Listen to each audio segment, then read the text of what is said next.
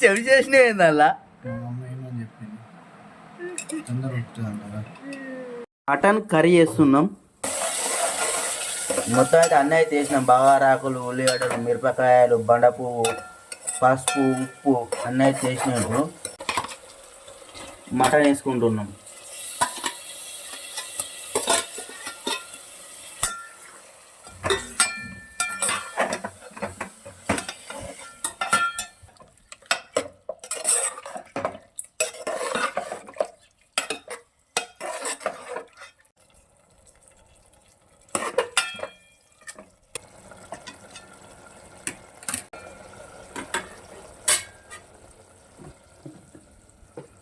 కారపొడి,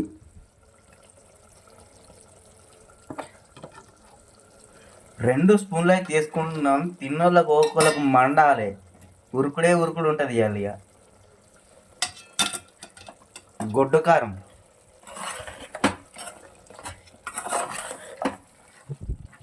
చూస్తుండగా ఎట్లా ఎర్రగా అయిందో.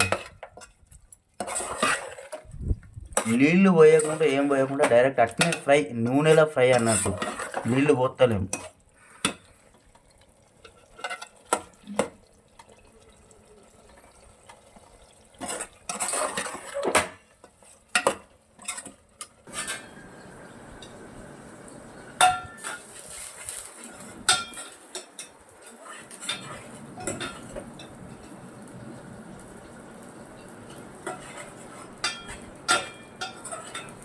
కమ్మటి వాసన వస్తుంది. మా కూరనైతే ఉడుతుంది చూడురి. ఫస్ట్ టైం వండుతున్నాం ఫ్రెండ్స్ మటన్ కర్రీ. ఇవాళ ఇంటికాడ ఎవరు లేరైతే ప్రయోగం చేస్తున్నాం. ప్రయోగం అంతగానం ఫలించినట్టు లేదు. పీసులు అయితే ర్యాండమ్గానే ఉడికినాయి.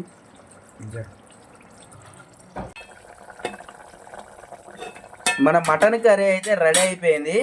ఇప్పుడు మనం మీదికెళ్ళి అయితే మంచిగా మసాలా వేసుకుందాం.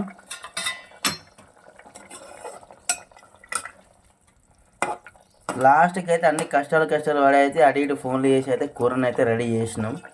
చూడండి, ఫస్ట్ టైం కదా, కొంచెం కన్వీజ్ అయితే అయిపోయింది. మటన్ అయితే అయిపోయింది. ఒకసారి కలిపి మసాలా వేసి దించుదాం. ఇక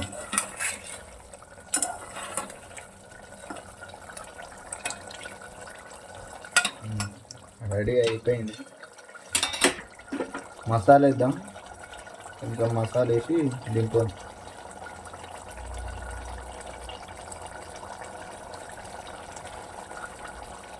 కొత్తిమీరకు లేదా? కొత్తిమీరకు అయితే ఇలా దొరకలేదు.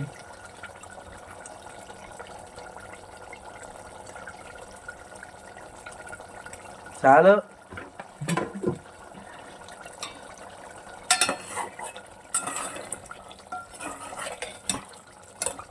ఒక 2 minutes మూత పెట్టి దింపేద్దాం. 2 గంటలు అవుతుంది ఫ్రెండ్స్ మటన్ పెట్టి. ఇప్పటికైతే ఉడకలేదు, కానీ ఆకలి అయితే ఫుల్ అంటే ఫుల్ అవుతుంది. బాగా ఆకలి అవుతుంది. ఉడకకుండా అయితే తినేద్దాం. అయితే మటన్ కూర ఎట్లా చేసినా తెలియదు. అయితే యాక్చువల్లీ చెప్పాలంటే వాటర్ కొన్ని పోసిన తర్వాత స్లిమ్లో పెడితేనే ఉడుకుతుందట. మేము పోసినట్టు అయితే ఇనికిపోతున్నాయి. అయితే మేము నూనెనే ఉడికిద్దాం అనుకున్నాం ఫస్ట్, కానీ పోసినట్టు అయితే ఇనికిపోయినాయి.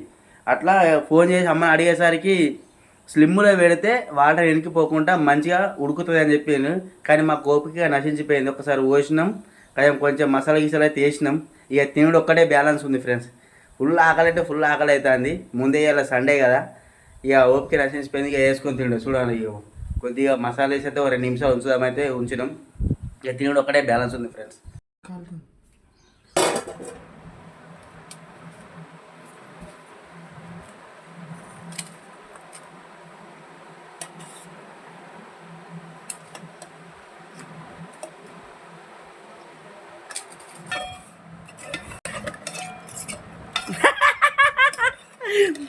చెవి చేసినవి ఏందల్లా?